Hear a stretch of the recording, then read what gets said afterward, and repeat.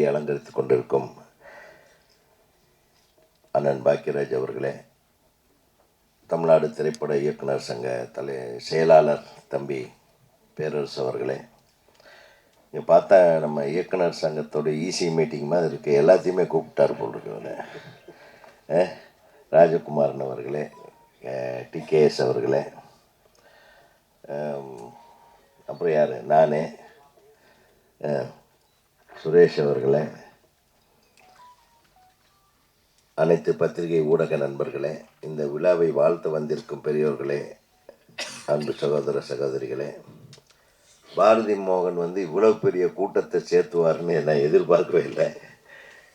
இதே கூட்டம் தேட்டருக்கு போச்சுன்னா காளிங்கராயன் பெரிய சூப்பர் ஹிட் ஆகிடும்.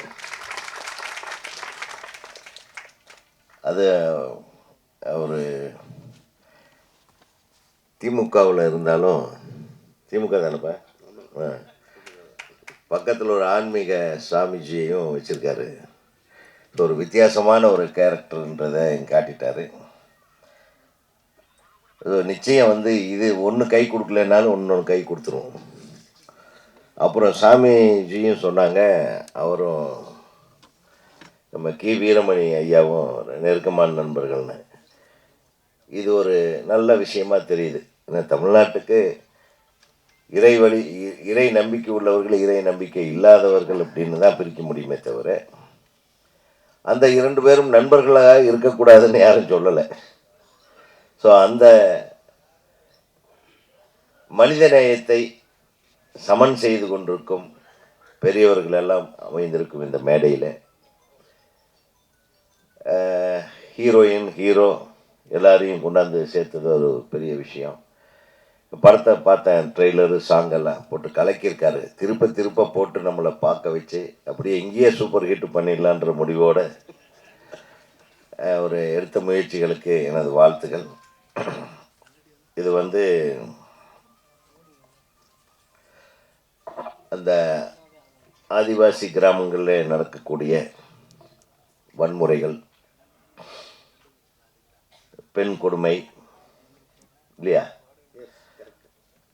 பெண் வன்கொடுமை, அது போன்ற பாலியல் பலாத்காரங்கள், அதுல அரசு அவர்களுக்கு கொடுத்த நிலத்தை அடுத்தவன் நாட்டையே போடுவது, இந்த மாதிரி ஒரு விஷயங்களை வைத்து இது பண்ணியிருக்கிறது நல்லாவே தெரியுது. இது இன்னைக்கு நேரத்தில் எப்போ நம்ம சுதந்திரம் வாங்கினோமோ அந்த காலத்திலிருந்தே ஆதிவாசிகளுக்கும், ஆதி திராவிடர்களுக்கும், மலைவாழ் மக்களுக்கும் அரசு செய்த நிறைய நற்பணி விஷயங்கள் என்னென்னா, அவங்களுக்கு உண்டான ஒரு நிலத்தை கொடுத்து அவங்களுக்கு வாழ்வாதாரத்தை காப்பாற்றுவதற்காக செய்த விஷயங்களை எல்லாம் அரசியலிலே கோலோச்சி கொண்டு முன்னணியிலே இருப்பவர்கள் எல்லாம் தங்களுடைய பவர் என்று சொல்வார்களே, அந்த பவரை யூஸ் பண்ணி அந்த மக்களை நசுக்கி அவர்களுடைய உடைமைகளை எடுத்துக்கொள்வது, அவர்களுடைய சொத்துக்களை விழுங்கிக் கொள்வது, கடன் கொடுத்து வட்டிக்காக அதை தங்கள் பெயரிலே மாற்றிக்கொள்வது போன்ற கொடுமைகள் அன்று முதல் இன்று வரை நடந்து கொண்டு தான் இருக்கிறது. சரி, இது அது ஒரு அரசியல் களத்தில் பேச வேண்டிய ஒரு விஷயம். அதை இவர் பேசியிருக்காரு.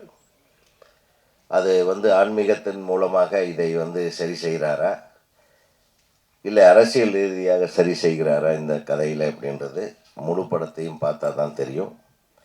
ஆக ஒரு பெரும் முயற்சிக்கு நடுவில், பெரிய போராட்டத்துக்கு பின்னால் இந்த காளிங்கராயன் திரைப்படத்தை உருவாக்கி இருப்பதாக சாமிஜி அவர்கள் கூட சொன்னார்கள். அவருடைய அருளாசியோட இந்த படம் நிறைவு பெற்றிருக்கிறது. அது அண்ணன் கருணாகரன் அவர்களுடைய பிறந்த நாளுக்கு இது ஒரு சிறப்பு சேர்க்கும் விழாவாக இது அமைந்திருப்பது மிக சந்தோஷத்துக்குரிய விஷயம். ஏன்னா அவருக்கு உண்டான நட்பு ரீதியாக உங்கள் பிறந்த நாள்லேயே நான் இந்த ஆடியோ ரிலீஸை வச்சுக்கிறேன்னு தம்பி அவர் சொன்னது பெரிய விஷயம். அது பாரதி மோகனுடைய ஒரு அன்பையும் அவர் அடுத்தவர்கள் மீது வைத்திருக்கிற மரியாதையும் காட்டுகிறது. இந்த உலகத்தில் ஒன்றே ஒரு விஷயம், நம்ம எதனாலையும் வெல்ல முடியாத ஒரு விஷயத்தை அன்பால் மட்டுமே வெல்ல முடியும். அந்த அன்பு என்கிறதை நம்ம தெய்வமாக வழிபடுவோம். நீங்கள் ஆண்டவனை கும்பிடாதவங்களுக்கு கூட சொல்கிறேன், அன்பை விட உயர்ந்த விஷயம் இந்த உலகத்தில் எதுவுமே கிடையாது. அன்பாக இருந்தாலே போதும், அன்ன போஸ்டாக நீங்கள் எல்லா இடத்துலையும் ஜெயிக்கலாம். அன்பை காட்டுங்க, அன்பின் வழி நடப்போம், காளிங்கராயனை பார்ப்போம். இந்த படத்துக்கு மிகப்பெரிய வெற்றியை தேடித்தர எனது பத்திரிகை நண்பர்களும் ஊடக நண்பர்களும் இதற்கு உதவி செய்ய வேண்டும். என ஒரு மிகச்சிறந்த மனிதர் பாரதி மோகன். அவர் ரொம்ப யதார்த்தமான ஆள், மனசில் இருக்கிறத டப்புன்னு பேசிடுவார், தப்போ ரைட்டும். ஆனால் உண்மையான ஆள். அவர் ஜெயிக்கணும்னு சொல்லி இந்த படத்தில் பணியாற்ற இசை யார்? நீங்கள் தானே? எங்கேயா பிடிச்ச இந்த டியூனெல்லாம்? நீங்களே வேறு பாடியிருக்கீங்களா?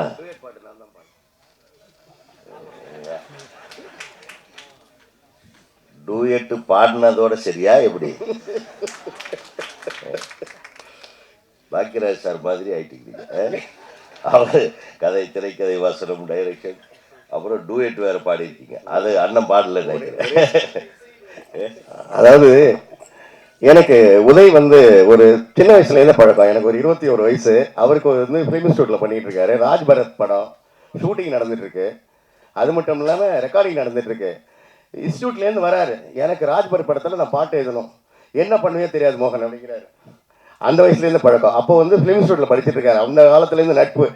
எனக்கு இந்த நேரத்தில் மேடையில் உதயை பற்றி சொல்லணும் அப்படின்னா, ஒரு பாடல், ஒரு இன்ஸ்டியூட்ல படிச்சுட்டு இருக்கும்போது ஒரு பாடல் எழுதி ஜெயிக்கணும் அப்படிங்கிற ஒரு இதில் இன்னைக்கு வரலாற்று சாதனை படித்து கொண்டு இருக்கின்ற பாடல்கள் எல்லாம் எழுதிய ஒரு உதய் உங்கள் சமகாலத்தில் வந்தவன். அதனால் பாட்டு,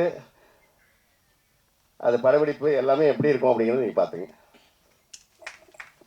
அதில் அவர் அதாவது சினிமாவுக்கு வர்றவங்க எல்லாமே ஏதோ ஒரு ஏங்கிளில், ஏதோ ஒரு விதத்தில், ஏதோ ஒரு இடத்துல நம்ம ஜெயிக்கணுன்ற ஒரு ஆர்வம் இருக்குது பாருங்கள்.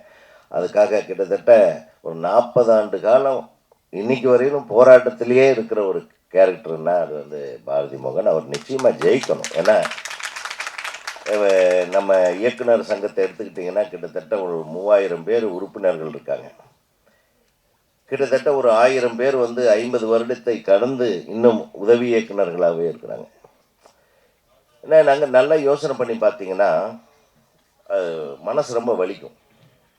ஒருத்தர் சாதிக்கணும், நம்ம ஏதாச்சும் ஜெயிக்கணும், நம்ம குடும்பத்துக்கும் நமக்கு ஒரு முத்திரையை பதிக்கணும், நம்ம வாழ்வாதாரத்துக்கு மட்டுமல்ல, நம்மளுடைய கலை உணர்வை நம்ம ஒரு இடத்துல கொண்டு போய் நம்ம அதை சாதித்து ஒரு இயக்குனராக நம்ம என்ன நினைக்கிறோமோ அதை ஜனங்களுக்கு சேர்த்து நம்ம ஒரு புகழும் பெருமையும் அடையணுன்ற ஒரு ஆர்வத்தில் எத்தனை பேர் ஜெயிக்க முடியாமல் தோத்துக்கிட்டு அது தோல்வியை மனசில் நினைக்காம நிச்சயமாக ஒரு நாள் உண்டு ஜெயிப்போம் அப்படின்னு இன்னைக்கு வரையிலும் போராடி கொண்டிருக்கிறார்கள் இல்லையா? அவங்களெல்லாம் நினச்சி பார்க்கும்போது தான் நமக்கு ரொம்ப கஷ்டமாக இருக்குது, மனசு வலிக்குது. ஸோ அந்த விதத்தில் இந்த வயசில் விட்டுருந்தா டூயட்டை பாடுறதுக்கு ரெடியாக இருப்பார். யாரோ 4 பேர் கொஞ்சம் இழுத்து விட்டுருக்கோ, அது மட்டும் பண்ணாதையா அப்படின்னு. அதனால் நம்ம கோயம்புத்தூர் பசங்களுக்கெல்லாம் கொஞ்சம் வாய்ப்பு கிடைச்சிருக்கு. அப்புறம் அழகான ஹீரோயினை, வாங்க நீங்கள் தான் வில்லனா, ரொம்ப நேரமாக அங்கே கூலிங் கிளாஸ் போட்டு உட்காந்துருந்தீங்க வில்லனாவே, ஓகே உட்காருங்க. அவர் கூப்பிடலையே, கூப்பிட சொன்னேன். இவர் பாருங்கள், ரியல் லைஃப் வில்லன் வந்திருக்காரு. இந்த மாதிரி கரெக்டான கதாபாத்திரத்தை எல்லாம் தேர்ந்தெடுத்து நடிக்க வச்சு அந்த பொண்ணு ரொம்ப அழகான பொண்ணை அப்படியே அந்த ஆதிவாசி கிராம பொண்ணை மாற்றி அது என்னையா உனக்கு அப்படியே நடிக்க வச்சுருந்துக்கலாமே, நல்லாவே இருந்திருக்கணும். ஆக ஏதோ ஒன்று சாதிக்கணும் அப்படின்ட்டு பண்ணியிருக்காரு. இந்த படத்தில் என்னமோ விஷயம் இருக்குது. இந்த படம் நிச்சயமாக மக்கள் மத்தியிலே மிகப்பெரிய வரவேற்பை பெற வேண்டும் என்று கூறி, மேடையில் இருக்கும் அனைவரின் சார்பாகவும் அனைத்து தொழில்நுட்ப கலைஞர்களுக்கு எனது வாழ்த்தையும், அனைத்து நடிகர்களுக்கு எனது வாழ்த்தையும் தெரிவித்துக் கொண்டு உங்களிடமிருந்து நன்றி கூறி விடைபெறுகிறேன். நன்றி, வணக்கம்.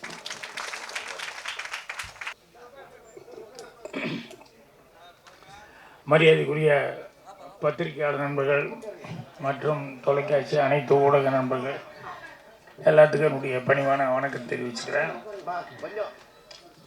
காளிங்கராயன், சன் ஆஃப் காளிங்கராயன் படத்தில்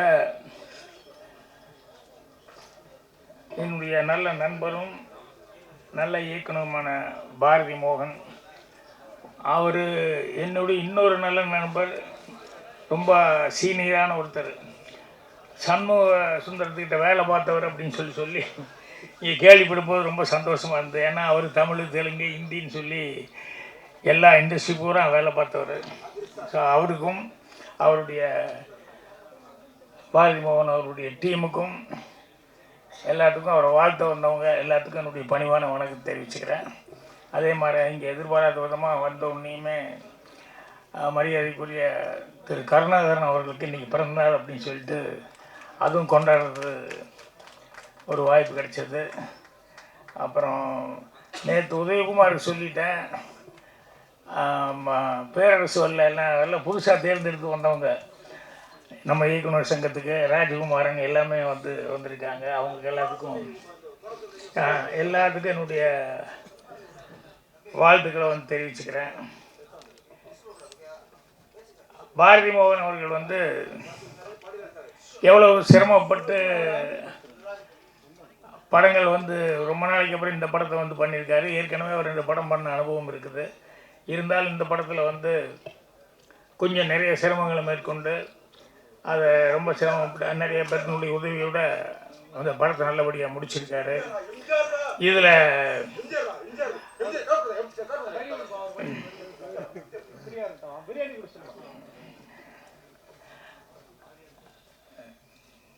அவர் பாரதி மோகன் நிறைய வேலைகள் இதில் படத்தில் செஞ்சுருக்காரு. கதைவசன் டைரக்ஷன் மட்டும் இல்லாமல் அவர் மியூசிக்ங்கிறது புதுசாக பண்ணியிருக்காரு. அந்த மியூசிக் என்கிட்ட ஒரு பாட்டே பாடி காமிச்சார், ஒரு மெலடி பாட்டே. அங்கே நான் ஏதோ ஒரு கம்போசிங்கில் உட்காந்துருந்தேன். அப்புறம் இந்த ரிதம் பிளேயரை கூப்பிட்டுக்கிட்டு கொஞ்சம் ரிதம் இதுக்கு பண்ணுங்க, நான் பாடி காமிக்கிறேன் அப்படின்னு சொல்லிட்டு எனக்கு பாட்டு பாடி காமிச்சார். அதாவது அவருக்கு அதில் நல்ல ஞானம் இருக்குது அப்படிங்கிறத, இசை ஞானம் இருக்குது அப்படிங்கிறத அதில் தெரிஞ்சுக்கிட்டேன். அதனால் அவரே சுயமாக எல்லாமே பண்ணியிருக்காரு. அப்புறம் நம்ம கோயம்புத்தூர் சேர்ந்தவங்க நிறைய பேர் நடிச்சிருக்காங்க படத்தில் அப்படின்னு சொல்லி அதுவும் உன்னியெல்லாம் ஃபோன் பண்ணாப்புல. இந்த மாதிரி நிறைய பேர் கோயம்புத்தூருக்கு சேர்ந்தவங்களாம் நடிச்சிருக்காங்க. ஸோ படத்தில் வேலை பார்த்த டெக்னீஷியன்ஸு, நடிகர் எல்லாத்துக்கும் என்னுடைய அட்வான்ஸாக என்னுடைய வாழ்த்துக்கள் தெரிவிச்சுக்கிறேன். உதயகுமார் அவர்கள் பேசிட்டு போகும்போது அவர் 2 விஷயம் சொல்லிக்கிட்டு இருந்தார். என்னென்னா, இங்கே பாரதி மோகன் ஆன்மீகவாதியும் கூப்பிட்ருக்காரு, அதே நேரத்தில் கட்சியில் இருக்கிறவங்க எல்லாத்தையும் கூப்பிட்ருக்காரு, இதுக்கு ஆப்போசிட்டான கட்சியில் இருக்கிறவங்களை கூப்பிட்டு போயிருக்காரு அப்படின்னு காசி முத்துமாணிக்கு அதுக்கு விளக்கம் வர சொல்லிட்டு போயிட்டார். டிஎம்கே அப்படியெல்லாம் சாமிக்கெல்லாம் ஆப்போசிட் இல்லை, ஆசாமிகளுக்கு தான் ஆப்போசிட் அப்படின்னு சொல்லிட்டு. ஆக பாரதி மோகனுக்கு எல்லா தரப்புலேயும் நண்பர்கள் இருக்காங்க அப்படின்ட்டு. எனக்கு இந்த சாமி விஷயத்தில் நான் எப்பவுமே சொல்லுவேன், என்னென்னா சாமிக்கு எதுக்கு ரெஃபரன்ஸ் கேட்டு அப்படிம்பேன். அதுக்கு அவருக்கு பிரதிநிதியே வேண்டியது இல்லையா. அதனால் ஆசாமி விஷயத்தில் அவங்களும் கும்பிடுறது அப்படிங்கிறது ஓகே. இதுக்கு இவங்க அப்படின்னு சொல்லி ரெப்ரஸன்டேட்டிவ்ங்கிறது நான் பெரும்பாலும் இவருக்காக நான் சொல்ல வரல, ஜென்ரலாக. இப்போ அவர் இதை போட்டுக்கிட்டு ஒரு பக்திமாக இருக்கார். நம்ம அது மாதிரி துணி போட்டுக்கல, அவ்வளோதான், வேறு ஒன்றும் இல்லை. நம்ம கூட அப்பப்போ கோயிலுக்கு போகிறது உண்டு, இதெல்லாம் பண்ணுறது உண்டு. ஆனால் சாமியவே நம்பிட்டு இருக்கிறதில்ல, சாமியும் நம்புவோம், அவ்வளோதான், வேறு ஒன்றும் கிடையாது. அந்த மாதிரி அவர் பேசும்போது இந்த படத்தை பற்றி ஒரு வார்த்தை பேசினார். அவர் என்னென்னா, இந்த மலைவாழ் மக்கள் சம்மந்தப்பட்டது, அது கொஞ்சம் ரிமோட்டாக இருக்கிறவங்க, இன்னும் பெரிய நாகரிகம் அப்படின்னு சொல்லிட்டு அது சம்மந்தப்பட்டதாக ஒரு கதை. நீங்கள் பாரதி மோகன் அதான் மலைவாழ் மக்களை பற்றி சொல்லி, ஆமாம், அதை பற்றி சொல்கிறேன் அப்படின்னாங்க. அது ரொம்ப அட்வான்ஸாக இருக்கிற கல்ச்சர் அப்படின்னு சொல்லும்போது எல்லாருமே இங்கிலீஷ் கல்ச்சரை தான் சொல்லுவாங்க.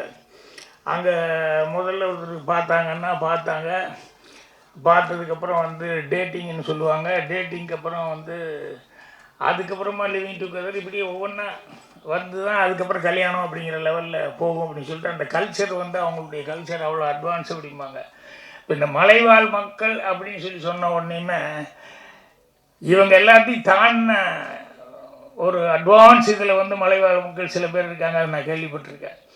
என்ன அப்படின்னா, அவங்க கல்யாணத்துக்கு இந்த பொண்ணுக்கு இந்த பையன் அப்படின்னு சொல்லி ஃபிக்ஸ் ஆகிடுச்சின்னு சொன்னோம்னா, அவங்க ஒரு நாள் 2 நாள் அந்த பையனும் அந்த பொண்ணும் அவங்க ஹஸ்பண்ட் ஒய்ஃப் மாதிரியே இருக்கட்டும், அவங்களுக்குள்ளே பிடிச்சிருந்ததுன்னா 2 நாள் 3 நாள் கழிச்சு வந்து சொன்னான்னா அதுக்கப்புறம் கல்யாணம் பண்ணி வைப்பேன், இல்லைன்னா வேண்டான்னு சொல்லிட்டு இவங்களுக்கு வேறு ஆள் அவங்களுக்கு வேறு ஆள் பார்ப்போம் அப்படின்னா எனக்கு கேட்டோன்னே ஒரு ஆச்சரியமாகவும் இருந்தது, அதிர்ச்சியாகவும் இருந்தது. என்னடாங்கன்னா ஃபாரினில் விட தாண்டி ஒரு கல்ச்சர் வந்து அது ஒரு ஊட்டி கொடைக்கானல் மாதிரி ரிமோட்டாக இருக்கக்கூடிய ஒரு இடங்களில் வந்து இப்படி வந்து ஒரு கல்ச்சரோடு இருக்காங்க அப்படின்னு சொல்லி கேள்விப்படும்போது ரொம்ப ஆச்சரியமாக இருக்குது.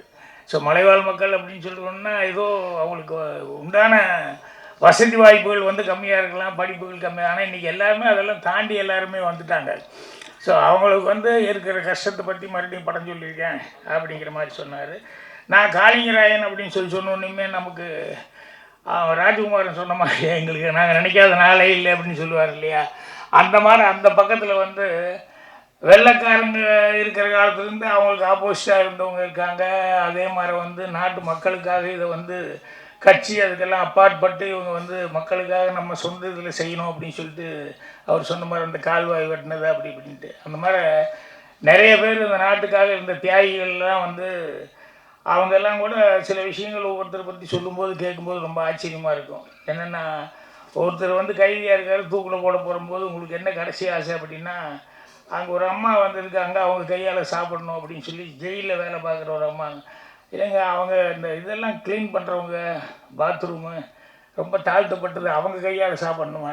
அப்போ அவன் சொல்கிறாரு, அம்மா தான் நமக்கு வந்து சோறு விட்றாங்க, அந்த அம்மா தான் நம்ம ஆயெல்லாம் எடுத்து விட்றாங்க, அதுதான் அசூசியாக நம்ம நினைக்கிறோமா அப்படிங்கிற மாதிரி சொல்லிட்டு அவங்க தான் அதே அன்போடு தானே அவங்க வந்து நமக்கு சாப்பாடு விட்டுறாங்க, அதனால் இதையே இவங்களும் வந்து நீங்கள் அப்படி பிரித்து பார்க்குறீங்க அப்படின்ட்டு அவன் சாகிறதுக்கு முன்னால் அந்த மாதிரி ஒருத்தர் கையால் சாப்பிட்ணுன்னா அவருடைய ஆசையாக இருந்து இன்னொரு தியாகி அதே மாதிரி வந்து போல் வெள்ளைக்காரன் சுட போகும்போது கண்ணை கட்டுறாங்க. அப்போ அவன் வந்து என் கண்ணை கட்டாது அப்படின்னா, ஏன்னா நான் சாகும்போது கூட என் மண்ணை பார்த்துட்டு சாகணும் அப்படின்னு சொல்கிறான். ஸோ ஒவ்வொருத்தருக்கும் இந்த மாதிரி சுதந்திர போராட்ட தியாகிகள்லாம் ஒவ்வொருத்தருக்கும் எந்த மாதிரி உணர்வுகள் இருந்தது அப்படின்னு சொல்லும்போது அதுக்கு தான் என்றைக்குமே அவங்கள வந்து நம்ம பாராட்டிக்கிட்டு உட்காந்துருக்கோம். இன்றைக்கி வந்து இவர் கதை மலைவாழ் மக்களை பற்றி பண்ணியிருக்கேன்னாரு. நான் வந்து ட்ரெயிலர் இதெல்லாம் பார்க்க முடியல. ஏன்னா நேற்று ஒரு ஃபங்க்ஷனுக்கு வரும்போதே ஒரு டப்பிங்லேருந்து பாதியில் வந்துட்டு அப்புறம் டப்பிங் இங்கே முடிச்சுட்டு அப்போ மறுபடியும் ஓடி போய் டப்பிங் போனேன். இல்லைன்னா எப்பவும் கடைசியில் இது பண்ணுவேன். இன்றைக்கி அதே மாதிரி ஒரு வேலையில் இருந்தார். ஆனால் ராதாபாபு இவர் எப்படி பாரதி மோகன் வந்து அவ்வளோ தடவை வந்து எப்படியாவது வரணும் அப்படிங்கிறது கேட்டார். நான் மேக்ஸிமம் முயற்சி பண்ணுறேன் அப்படின்னு சொல்லிட்டு அதுக்கப்புறம் தான் புறப்பட்டு வந்தேன். ஸோ அவருக்கும் எனக்கு அவருடைய டீமில் எல்லாம் ஒர்க் பண்ணவங்கள நிறைய பேர் புது ஆளுகளை வச்சு அவர் ஒர்க் பண்ணியிருக்காரு. எல்லாத்துக்குமே என்னுடைய மனமார்ந்த வாழ்த்துக்களை வந்து தெரிவிச்சுக்கிறேன். மீண்டும் ஒரு முறை கருணாகரன் அவர்களுக்கு என்னுடைய பிறந்தநாள் வாழ்த்துக்கள் தெரிவிச்சுக்கிறேன். அதுக்கப்புறம் எல்லாத்துக்குமே அதை வந்து சாப்பாடு விஷயத்தில் கரெக்டாக செய்கிறவர் நம்ம ஆர்ஆர் தமிழ்ச்செல்வன் அவர்கள்.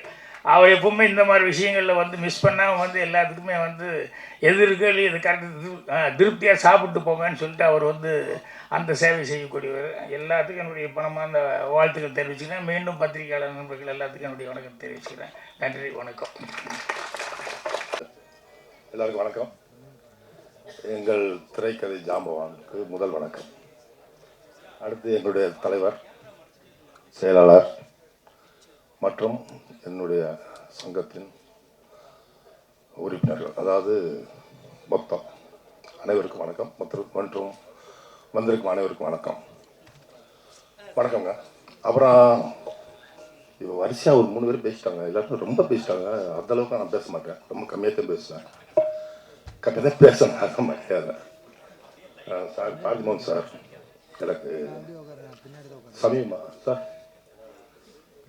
சமீபமாக கலைஞர் நூற்றாண்டு விழா ஃபங்க்ஷனில் மட்டும்தான் நாங்கள் பழக்கமானோம். அப்போ தான் அவரோட பழகிறதுக்கான வாய்ப்பு கிடைத்தது. உண்மையிலே நிறைய விஷயங்கள் அவர்கிட்ட நான் கற்றுக்கிட்டேன். உண்மையிலேயே அதாவது என்னென்னா, நம்ம வந்து ஒரு சினிமா பண்ணுறோம், அந்த சினிமா மட்டும்தான் எங்களுடைய வேலையாக கதையாக சிந்தனையாக இருக்கும். அவர் அதையும் தாண்டி கலைஞரை பற்றிய நிறையா செய்திகளை சொன்னார். அப்போ தான் இன்னும் நிறையா கற்றுக்கணும், நிறையா தெரிஞ்சுக்கணும்னு ஆசை வந்தது. அப்போருந்து எனக்கு ரொம்ப மரியாதைக்குரிய ஒரு அண்ணன் சொல்லணும். எங்கள் அண்ணன் மரியாதைக்குரியவர். அவருடைய விழாவுக்கு பெரியவங்களாம் வந்திருக்காங்கன்றது பெரிய ஆச்சரியம். அடுத்து காளிங்கராயன் மலை சார்ந்த கதையை சொல்லுது. மலை சார்ந்த கதை நிறையா இருக்குது. எல்லாமே வெற்றி படமாக இருக்குது. அப்படி வெற்றி படம் மற்ற இது இருக்கும், அது நம்பிக்கை இருக்குது. இதில் பெரிய சந்தோஷம் என்னென்னா, இந்த படத்தில் நடித்த ஒரு சின்ன சின்ன கேரக்டர் கூட வரவழைச்சது பெரிய சந்தோஷம். எப்பயுமே இசை வெளியீட்டுகளால் அவ்வளோ பேர்லாம் வரமாட்டாங்க. ஒரு முக்கியமான நடிகர்கள், முக்கியமான ஹீரோ ஹீரோயினி அப்படி தான் கூப்பிடுவாங்க. இங்கே எல்லாருமே கூப்பிட்டு சிறப்பிச்சது முதல்ல அவருடைய மனசும் அவருடைய நம்பிக்கை, இந்த படத்தில் அவருக்கு நம்பிக்கையும் தெரியுது. கண்டிப்பாக அந்த படம் மிகப்பெரிய வெற்றி படமாக மாறணும். இங்கே வந்திருக்க இந்த படத்தில் நிறைய பேர் நடிக்க வச்சிருக்காரு. இவங்க பூரா ஒரு 10 பேர் கூட்டத்தால தேட்டர் பெருசாகிடும். கண்டிப்பாக கூட்டுருவீங்க. 10 மாறும், 10 மாறும். கண்டிப்பாக ஒரு வெற்றி படமாக மாறுன்ற நம்பிக்கை இருக்குது. நன்றி, வணக்கம். சௌந்தரவாணி அவர்கள் இப்பொழுது சால்வி அணைப்பார்கள்.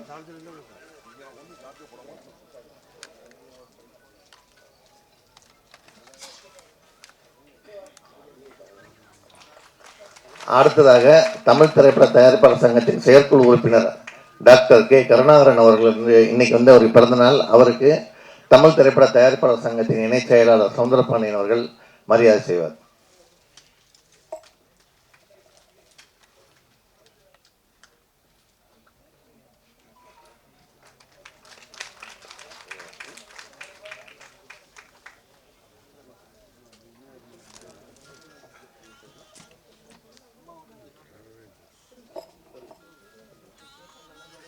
பத்திரிகையாளர்களே, தொலைக்காட்சி தோழர்களே, இணையதள நண்பர்களே, புகைப்பட கலைஞர்களே, உங்கள் அனைவருக்கும் எனது காலை வணக்கத்தை தெரிவித்துக் கொள்கிறேன். மேடையில் அமர்ந்துள்ள தென்னிந்திய திரைப்பட எழுத்தாளர் சங்கத்தின் தலைவர் கே பாக்கியராஜ் அவர்களே, தமிழ்நாடு திரைப்பட இயக்குநர் சங்கத்தின் தலைவர் ஆர் வி உதயகுமார் அவர்களே, தமிழ்நாடு திரைப்பட இயக்குநர் சங்கத்தின் செயலாளர் பேரரசு அவர்களே, மற்றும் இயக்குநர்கள் சுரேஷ், அப்புறம் நம்ம கதிர் அவர்களே, சண்முக சுந்தரம் அவர்களே, அனைவருக்கும் எனது வணக்கத்தை தெரிவித்துக் கொள்கிறேன். பாரதி மோகன் வந்து சிறந்த உழைப்பாளி, கடுமையான போராளின்லாம் பேசியிருந்தாங்க. நான் அசிஸ்டண்டாக இருக்கிற காலத்துலேருந்தே அவரை பார்த்துட்ருக்கிறேன். இன்றைக்கி அவரே என்னை கூப்பிட்டு வந்து பாராட்டி பேச கூப்பிட்டுருக்கிறாருன்னு அது எனக்கு கிடைச்ச பாக்கியமாக நான் நினைக்கிறேன். நான் அதே மாதிரி இன்றைக்கி பிறந்தநாள் கொண்டாடும் கருணாகரன் சார் வந்து நிறைய பேருக்கு வெளியில் தெரியாத அளவுக்கு அவர் உள்ள, அதாவது வலதுகை செய்கிறத இடதுகை அறியாதும்பாங்களே, அது மாதிரி உதவி பண்ணிகிட்டு இருக்கிறாரு. அவருக்கு இந்த நேரத்தில் பாராட்ட தெரிவிச்சுக்கிறேன்.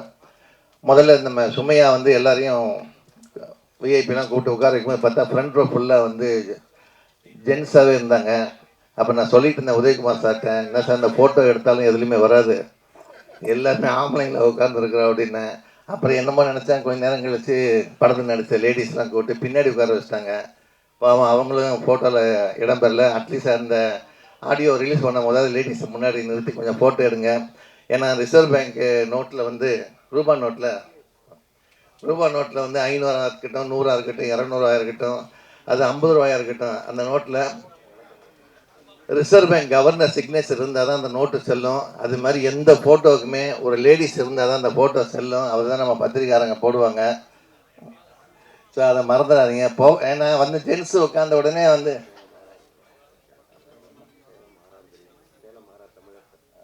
சேலம் ஆர்ஆர் பிரியாணி ஹோட்டலின் உரிமையாளர் தமிழரசன் அவர்களை, ஆமாம், எல்லாருக்கும் பிரியாணி ரெடி பண்ணிட்டார் அவர்.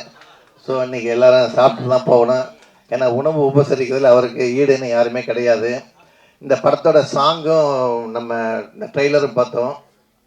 ஸோ அதாவது அவரோட உழைப்பு அதில் தெரியுது ஒவ்வொரு ஃப்ரேம்லேயும், பாரதி மோகன் சார்து. ஸோ இந்த மாதிரி படங்கள்லாம் மிகப்பெரிய வெற்றி அடையணும். இப்போ நீங்கள் இவ்வளோ ஆடியோ ஃபங்க்ஷனுக்கு இவ்வளோ காலையில் நீங்கள் இவ்வளோ பேர் வந்திருக்கீங்கன்னா அது அவருக்கு கிடைச்ச வெற்றி தான். ஆனால் அவ்வளோ பேரும் பப்ளிக் தேட்டரில் போய் நீங்கள் படம் பார்க்கணும். இது என்ன அப்புறம் பார்த்துக்கலாம்னு விட்டிங்கன்னா படம் பார்க்க முடியாமல் போயிடும். நீங்கள் இங்கே வந்திருக்க அத்தனை பேருமே இங்கே கிட்டத்தட்ட ஒரு 200 பேர் இருப்பீங்க. அதில் அட்லீஸ்ட் ஒரு 50 பேராவது நாங்கள் தேட்டரில் போய் காசு கொடுத்து படம் பார்ப்போம்னு ஒரு உறுதி எடுத்துக்கிட்டிங்கன்னா அதுவே இந்த காளிங்கராயன் படத்துக்கு கிடைச்ச மிகப்பெரிய வெற்றி என்று கூறி வாய்ப்புக்கு நன்றி கூறி விடைபெறுகிறேன். நன்றி, வணக்கம். மிக்க நன்றி சார். அடுத்ததான் நம்ம எல்லாருக்குமே முத்தான படங்களை கொடுத்த ஒரு இயக்குனர், அது மேடையில் அமர்ந்திருக்கும் தமிழ் திரைப்படத்துறையின் மூத்த இயக்குனர்கள் திரு பாக்யராஜ் சார், வந்து சென்ற தலைவர் உதயகுமார் சார், பேரரசு சார் மற்றும் உள்ள அனைத்து மேடையில் அலங்கரிக்கும் அனைவருக்கும், அரங்கத்தில் வந்து வீட்டிற்கும் அனைவருக்கும் ராஜகுமாரன் வணக்கம். கூவுது பாடுது கொல்லிமலை குயில், உன் பாட்டுல இருக்குது என்னோட உயிர். எவ்வளவு காலங்கள் தாண்டினாலும், எத்தனை மாடர்ன் இசைகள் வந்தாலும், நம்மை தாளாட்டுகிற இந்த மெலடி எப்பொழுதும் நம்மை மீண்டும் மீண்டும் கேட்க தோன்றுது. அப்படி ஒரு நல்ல மெலடியை இசையமைச்சு பாடலும் எழுதிய பாரதி மோகன் சாரை நான் மிகவும் பாராட்டுகிறேன். அவரே பாடியிருக்கிறார் என்பதை அறிந்து மேலும் பாராட்டுகிறேன். எல்லாவற்றினுள்ளும் புகுந்து வெளிவரக்கூடிய ஆர்வமும் வற்றாத திறமையும் முயற்சியும் உள்ள பாரதி மோகன் சார், நான் நீண்ட நெடுங்கால என்னுடைய நண்பர், எல்லோருக்கும் தெரிந்தவர். காளிங்கராயன் என்ற இந்த டைட்டில் தினம் ஒரு முறையாவது நினைக்காத நாள் இல்லை. நான் எங்கள் மாவட்டத்தில் அந்த காளிங்கராயன் அணைத்தேக்கமும் கால்வாயும் சுமார் 50 கிலோமீட்டர்களை வளப்படுத்தி கொண்டே இருக்கிறது. 700 வருடங்களுக்கு முன்பு ஒரு நீர் மேலாண்மை செய்த ஒரு பெரும் தலைவனின் பெயர் காளிங்கராயன்.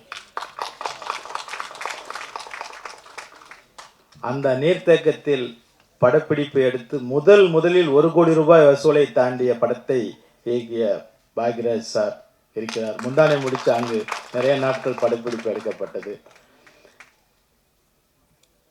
உங்களது படமும் மிகுந்த பெரிய வசூலை பெற்று வெற்றி பெற வேண்டும் என்றும், இதில் நடித்திருக்கும் நட்சத்திரங்கள் அனைவருக்கும், பணிபுரிந்திருக்கும் தொழில்நுட்ப கலைஞர்கள் அனைவருக்கும் என்னுடைய வாழ்த்துக்களையும் வணக்கங்களையும், மற்றும் ஊடக நண்பர்கள், பத்திரிகை நண்பர்கள் அனைவருக்கும் என்னுடைய வணக்கங்களையும் தெரிவித்து, பாக்யராஜ் சார் அவர்கள் சேர்ந்து பேசினால், விரைந்து பேசினால் கேட்க ஆவலாக இருக்கிறேன் என்பதை விருப்பத்தையும் தெரிவித்து வணங்குகிறேன். வாழ்த்துக்கள். கருணாகரன் சாருக்கு இனிய பிறந்த நாள் வாழ்த்துக்கள். எங்கள் இயக்குனர் ராஜகுமார் இந்த இனிய இசை விழாவிற்கு வந்திருக்கும் எங்கள் அன்பிற்குரிய எழுத்தாளர், திரைக்கதை மன்னன் என்று இந்திய புகழ்பெற்ற, இந்திய அளவில் என்ன உலக எங்கும் புகழ்பெற்ற மதிப்பிற்குரிய பாக்யராஜ் சார் அவர்களே, அப்படி எம்ஜிஆர் பாக்யராஜ் அவர்களே, சற்று முன் எனக்கு முன் பேசிவிட்டு சென்ற எங்களது அன்பு தலைவர், தமிழ்நாடு திரைப்பட இயக்குநர்கள் சங்கத்தில் போட்டியின்றி தேர்ந்தெடுக்கப்பட்ட தலைவர் திரு உதயகுமார் அவர்களே, அவர் சொன்னார், அன்பு வெல்லும் என்றார். அவர் அன்பாக நடந்து கொள்வார், அதனால்தான் அவர் போட்டியின்றி தேர்ந்தெடுக்கப்பட்டார். அதை போலவே இயக்குனர் பேரரசு அவர்களும் போட்டியின்றி தேர்ந்தெடுக்கப்பட்டார். அவரும் அன்பின் காரணமாகத்தான். ஆக அன்பு வெல்லும் என்று அவர் சொன்னது மிக பொருத்தமான ஒன்றாகும். அன்பு மட்டுமல்ல, உழைப்பு, நேர்மை, திறமை எல்லாமே உண்டு. அதற்கப்புறம் அன்பு தம்பி ராஜகுமாரன் அவர்களே, மேடையில் அமர்ந்திருக்கும் சுவாமிகள் அவர்களே, எங்களுக்கு எப்போதும் அன்பான உணவு கொடுத்து உபசரிக்கும் அன்பிற்குரிய தமிழ்ச்செல்வன் அவர்களே, இயக்குனர் சுரேஷ் அவர்களே, இன்னும் மேடையில் அமர்ந்திருக்கும் தம்பி சம்பத் அவர்களே, இந்த படத்தின் கதாநாயகன், கதாநாயகி, நடித்தவர்கள், எல்லாவற்றுக்கும் மேலாக சவுந்தரபாண்டியன் தயாரிப்பாளர், விஜயமுரளி மற்றும் இந்த படத்திற்கு உறுதுணையாக இருக்க போகின்ற திரு கருணாகரன் சார் அவர்களே, தம்பி அதுதான் சொல்றேன், அவர் தான் ரிலீஸ் பண்ண போறார், அதனால உறுதுணையாக இருக்க போகிறார் கருணாகரன். அவர் பேர்லேயே ஈகை இருக்கிறது. அன்பாக பேசினார். பெயரும் கருணாகரன் அவர்களே. மற்றும் தம்பி பாரதி மோகன் என்னுடைய உதவியாளர் என்று சொல்லிக் கொள்வதில் மகிழ்ச்சி அடைகிறேன். முதல் படம் என்னிடத்தில் தான் பணிபுரிந்தார். அப்போதே சொன்னேன், துடிப்பாக இருக்கிறாய், நன்றாக முன்னுக்கு வருவாய் என்று சொன்னேன். ஏன்னா ஒரு பட்டதாரி, நான் பட்டதாரி இல்லை, அவர் பட்டதாரி. அப்போதே சொன்னேன், துடிப்புக்கு இதைவிட மிகப்பெரிய வெற்றி படங்களை எல்லாம் அவர் இயக்கி இருக்க வேண்டும். ஆனால் அதுக்கு சந்தர்ப்பம் வரும் இப்போது வந்திருக்கிறது என்று நினைக்கிறேன். இப்போது எல்லாமே அவர் செய்திருக்கிறார். ஏனென்றால் சினிமாவில் இதை போன்ற திறமை உள்ளவர்களுக்கு வாய்ப்பு கிடைப்பதில்லை. வாய்ப்பு கிடைத்தாலும் சில நேரங்களில் வெற்றி கிடைப்பதில்லை. இதற்கெல்லாம் ஒரு பதிலாக கவிப்பேரரசர் கண்ணதாசன் எழுதி வைத்துவிட்டு சென்று விட்டார். புத்தியுள்ள மனிதரெல்லாம் வெற்றி காண்பதில்லை, வெற்றி பெற்ற மனிதரெல்லாம் புத்திசாலி இல்லை என்றார். அந்த ஒரு வரிகளை வைத்துத்தான் நாம் ஆறுதல் பட வேண்டியிருக்கிறது. ஆனால் பாரதி மோகன் மிகச்சிறந்த திறமைசாலி, நன்றாக பேசுவார். ஏனோ தெரியவில்லை, மிகப்பெரிய ஒரு வெற்றி படை இயக்குநராக வந்திருக்க வேண்டும், வரவில்லை. இப்போது வரப்போகிறார், வரும் சூழ்நிலை உருவாகி இருக்கிறது என்றுதான் சொல்ல வேண்டும்.